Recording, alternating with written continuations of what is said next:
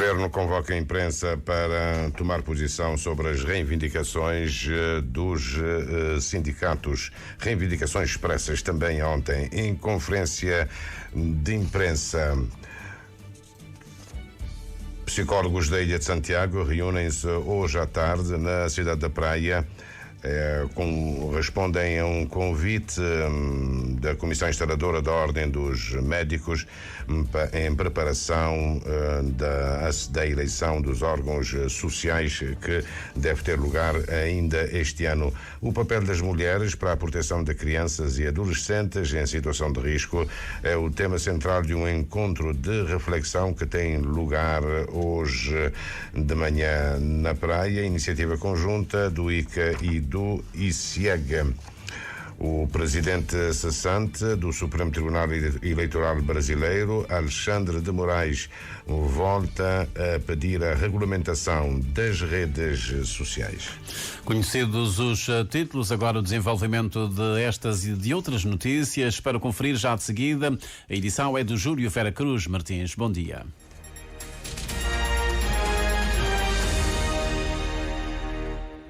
Votos renovados do bom dia, gratos pela preferência que nos dá. A Comissão da CDO confirma que a Cimeira da Juventude, também considerada Vozes da Juventude para a Mudança, vai acontecer em Accra, no Ghana, nos dias 5 e 6 de junho próximo. Num comunicado emitido ontem, a CDO advoga que a Cimeira deve ter o objetivo de libertar o potencial das mentes dos jovens para o desenvolvimento, a paz e a estabilidade na região. Diz ainda a CDO que a Cimeira da Juventude representa um apelo claro aos jovens da região para assumirem o papel de pivô da mudança e da inovação globais. A Cimeira visa amplificar as vozes dos jovens para uma tomada de decisões políticas mais inclusivas. A meta e o desejo da Comissão da CDO é a constituição de uma rede de jovens inovadores, mentores, investidores e decisores políticos. Inovação digital da juventude para a inclusão, crescimento regional e estabilidade é o lema da Cimeira, que conta com o financiamento das Nações Unidas e dos Estados Unidos. Os participantes, de acordo com o comunicado da CDO, são oriundos de organizações de jovens, empresários de toda a região, da sociedade civil, de peritos em informação e tecnologia, de representantes de organizações mundiais e continentais, bem como do setor privado e da comunicação social. Nenhuma entidade pública pôde confirmar ao primeiro jornal que a organização vai representar Cabo Verde ou se o evento passa à margem. Recordo que é ainda uma incógnita se Cabo Verde vai marcar presença na primeira edição do Festival de Artes e Cultura, também uma iniciativa da CDO programada para Côte d'Ivoire a partir de 21 até 28 de setembro, perto do centenário de Amílcar Cabral. O Governo reage hoje de manhã em conferência de imprensa às posições dos sindicatos que rejeitam assinar o acordo com o Ministério da Educação. A conferência de imprensa é concedida pelos ministros da Educação, Amadeu Cruz, e da Modernização do Estado e da Administração Pública, Edna Oliveira. Há indícios que as negociações entre sindicatos e Governo estão agora, de novo, na estaca zero. O Sindicato Nacional dos Professores, SINDEP, e o CIPROFES têm praticamente os mesmos argumentos para justificar a rejeição do acordo preparado pelo Ministério da Educação. Jorge Cardoso, do SINDEP, alega a suposta retirada dos principais pontos dos entendimentos. Desde logo, a reclassificação para professores, agora mestres e doutores, e para trás estão a ficar as promoções automáticas, como previsto nos estatutos. Antes também o valor de 55 mil escudos era para referência dos professores que não têm qualquer formação. Nesse documento vem aparecer para os professores com curso superior que não confere grau de licenciatura. Sobre a reclassificação, nós temos no estatuto as reclassificações são automáticas. E neste momento, portanto, o Governo vem fazer uma proposta que, com a entrada em vigor do novo PCFR, com a revisão do Estatuto, dá um prazo até 4 anos para os professores que estão no sistema para concluir a licenciatura para serem reclassificados. Significa que é retroceder, retirar as reclassificações. São esses aspectos que nos levaram à não assinatura do memorando de entendimento com o Governo. O presidente do Sindicato dos Professores da Ilha de Santiago, Ciprofis, Abrão Borges, também alega falta de clareza, mas acusa o Ministério de Educação de adulterar a proposta anteriormente consensualizada. Mesmo nós cedendo e aceitando inclusive um salário de 91 mil escudos, em detrimento daquilo que era a nossa proposta inicial de 107.471 escudos, nós não aceitamos por o seguinte motivo. A reclassificação automática dos mestres doutores foi excluída do acordo. As promoções não estão claras, ou seja, a ausência detalhada dos mecanismos da promoção. A transição dos professores 5C, 7A, 8A, falta a clareza em relação a tudo isso. Portanto, nisto tudo é aquilo que fez-nos a não assinar, porque o que nos fora enviado foi completamente contrário daquilo que nós tínhamos preconizado ou discutido. Do lado do governo e em declarações à RTP África, o ministro da Educação atribui o impasse na assinatura do documento ao facto de o SINDEP, o Sindicato Nacional dos Professores, ter à última hora avançado novas propostas, mas sem respaldo legal. A reclassificação de professores com o grau de mestrado e de doutoramento. Isto não está previsto no regime jurídico que aprova o Estatuto da Carreira Docente em vigor. Nós temos que atualizar estes procedimentos no âmbito da revisão do Estatuto da Carreira Docente e estamos disponíveis a fazer isto. Estamos a trabalhar a revisão dos Estatutos da Carreira Docente e dissemos aos sindicatos que sim, é uma questão que não tem cobertura legal atualmente, mas que estamos disponíveis para avaliar e enquadrar no quadro de revisão do Estatuto da Carreira Docente. Depois temos a questão dos professores sem licenciatura, que têm um grau académico que não existente em Cabo Verde, o bacharel ou então os professores monitores. Bom, esses professores, como não têm grau de licenciatura, nós não conseguimos um enquadramento no âmbito do Estatuto em vigor. O que é que estamos a fazer é atualizar o salário desses professores. E, finalmente, há uma outra questão que também nós não conseguimos resolver. O tempo de serviço passa a contar independentemente da publicação no boletim oficial. A conferência de imprensa do governo, o ministro da Educação, Amadeu Cruz, e a ministra da Modernização do Estado e da Administração Pública, Edna Oliveira. A conferência de imprensa está agendada para hoje de manhã. Em Angola, as contas são outras. A terceira fase da greve na Administração Pública, marcada para ter início na próxima segunda-feira, está suspensa. O governo e as centrais sindicais decidiram trabalhar em conjunto nas atualizações progressivas dos salários da função pública a partir do próximo ano. Em 2025 já há acordo, o incremento salarial vai ser de 25% em relação ao salário mínimo. As partes acordaram no valor de 70 mil kwanzas. O porta-voz das centrais sindicais, Teixeira Cândido, em declarações à Rádio Nacional de Angola. Saímos daqui com um entendimento, saímos daqui com um acordo em como cada uma das partes cedeu e fundamentalmente as centrais sindicais cederam. Por isso estamos em condições de anunciar a suspensão da greve da terceira fase agendada para o dia 3 de julho. 3 de junho, o secretário de Estado para o Trabalho e Segurança Social, Pedro Filipe, disse também em declarações à Rádio Nacional de Angola que estão respondidas todas as reivindicações dos trabalhadores. Agora, o acordo vai ao Conselho de Concertação Social. Este acordo tinha essencialmente 5 questões estruturantes. A primeira tem a ver com a atualização do salário da função pública, onde acabou por prevalecer o acordo em ajustarmos os salários da função pública em 25% no ano de 2025, portanto no próximo ano, e pontualmente, em vésperas de preparação do Orçamento Geral do Estado, até 2027, nos sentarmos com os nossos parceiros para avaliar o formato de ajustamento salarial para os anos subsequentes. Portanto, em 2025 já está definido, são 25%, sem prejuízo do exercício que se fez agora em abril e em janeiro, a quando da aprovação do orçamento corrente. Todavia, Em 2026 e em 2027, nós vamos pontualmente voltar a nos sentar para apreciar os termos da atualização. Governo e centrais sindicais em Angola chegam a entendimento. A terceira fase da greve da função pública, com início marcado para a próxima segunda-feira, 3 de junho, está então suspensa. Regressando ao país, psicólogos da Ilha de Santiago reúnem-se hoje à tarde na cidade da Praia. A presidente da Comissão Instaladora da Ordem dos Psicólogos esclarece que se trata do primeiro encontro presencial depois de São Vicente e ontem na Ilha do Sal, e com o mesmo propósito, mobilizar os psicólogos para a realização da eleição dos órgãos sociais da Ordem dos Psicólogos. Convocamos as primeiras eleições em julho do ano passado e eram supostas acontecer em outubro.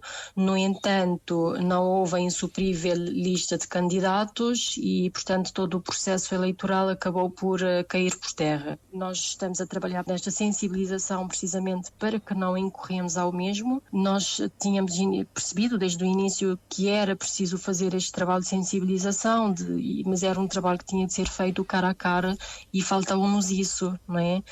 E agora temos estado a fazer. Sabemos que mesmo assim um encontro é insuficiente, mas pelo menos já começamos a dar este passo e em breve, ainda não temos uma data, mas em breve já convocaremos as eleições. A maior parte dos psicólogos do país está na Ilha de Santiago. A Ordem dos Psicólogos tem sede em São Vicente, uma solução que para Denis Oliveira está longe de ser um impedimento à participação. Não vejo isso como impedimento. Está na lei, mas não significa que não possa ser mais tarde alterada. Se acharem que se pode alterar, pronto, mas não vejo isto como um impedimento. Para a realização da Assembleia Geral, o recurso às tecnologias para viabilizar em absoluto a Assembleia Geral eletiva, onde é que vai arranjar recursos para garantir a participação presencial de todos os psicólogos? Das outras eleições, portanto, a nossa experiência tinha-nos mostrado que não seria viável optarmos por uma plataforma de votação online. Para já, porque as outras ordens profissionais aqui em Cabo Verde ainda não recorreram a este método de votação. Por outro, o orçamento era demasiado caro para as nossas possibilidades.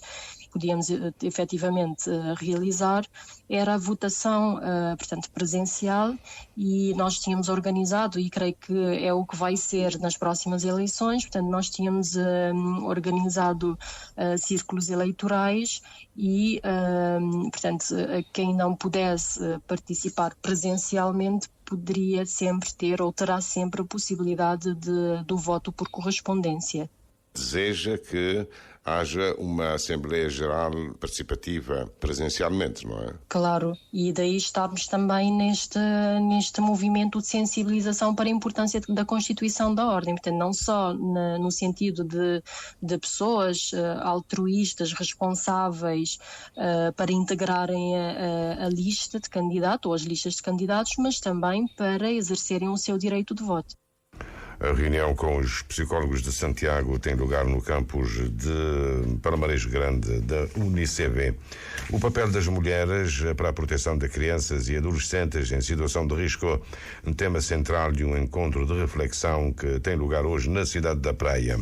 A presidente do ICA realça que a iniciativa resulta de uma ação conjugada com o ICIEG e a secretária de Estado de Inclusão Social. Zaida Freitas reconhece que o encontro é, na verdade, um espaço de diálogo em que também vão participar homens.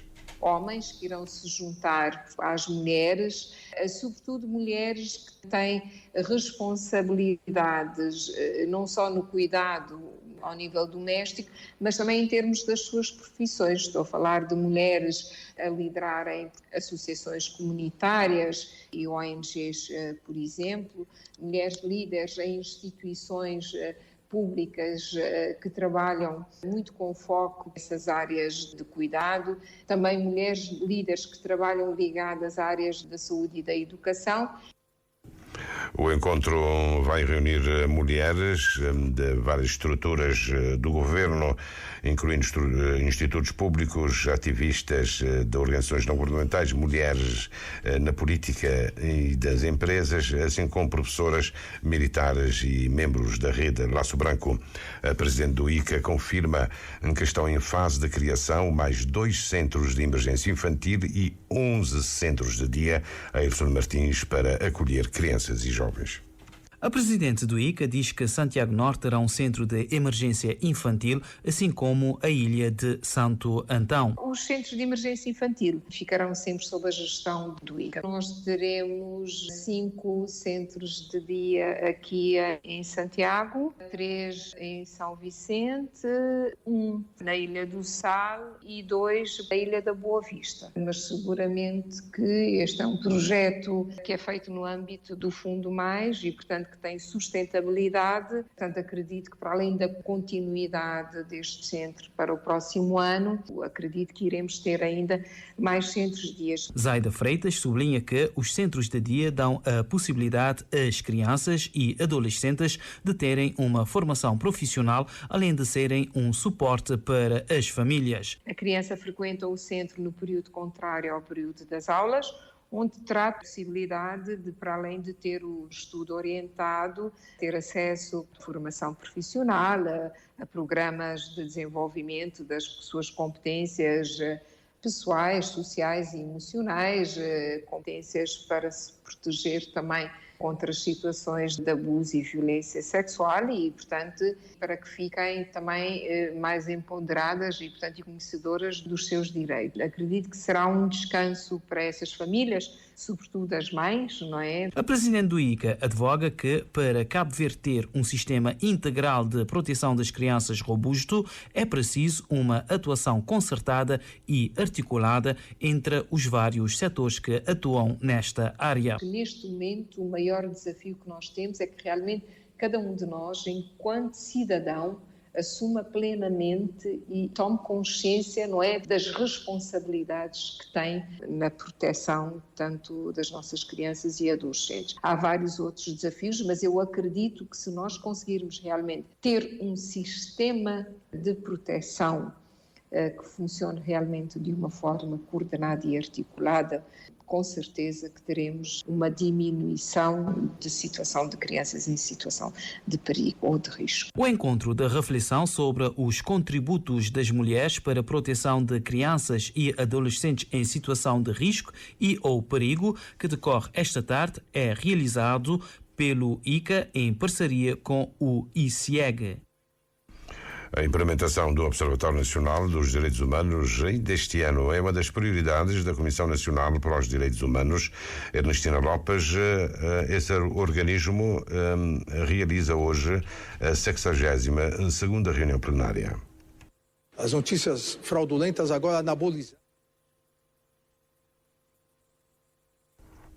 Pedimos desculpas por isso, mas trata-se de facto de uma informação da jornalista Ernestina Lopes sobre uma reunião plenária da Comissão Nacional dos Direitos Humanos que tem lugar hoje na cidade da Praia. A expectativa é grande para esta reunião que acontece hoje logo mais, conforme avançou a presidente da CNDHC, Euridice Mascarenhas. Como sabe, as temáticas são muito transversais e não é possível, com uma equipa reduzida, darmos cobertura e monitorização e o alerta precoce à promoção e à proteção dos direitos humanos em Cabo Verde. E, por outro lado, a nossa expectativa também é fazermos um ponto de situação sobre as atividades realizadas ao longo do primeiro trimestre de 2024, darmos também essa informação e socializarmos com todos os comissários. Como sabe, temos 30 comissários, não é? Esta plenária da Comissão Nacional para os Direitos Humanos e a Cidadania vai passar a fazer parte das reuniões da Comissão, onde será passado em revista o estado da arte e dos direitos humanos. É uma outra metodologia, de trabalho, porque nós também precisamos dar o nosso contributo na melhoria, seja da promoção e da proteção. Então vamos ter aqui várias sensibilidades,